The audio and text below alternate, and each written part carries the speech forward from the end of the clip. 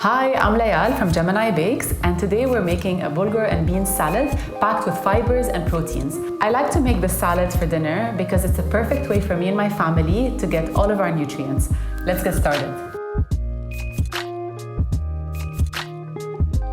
All of my ingredients are ready. I've soaked my bulgur all night. I've also soaked the red kidney beans, white beans, and chickpeas all night, and I boiled them for about 20 minutes. Bulgur, chopped cucumbers, chopped red onions, chopped green pepper, chickpeas, Bayara white beans, red kidney beans from Bayara as well, chopped parsley, chopped orange pepper, chopped basil. For the salad, I prepared a vinaigrette sauce with pink salt and black pepper from Bayara.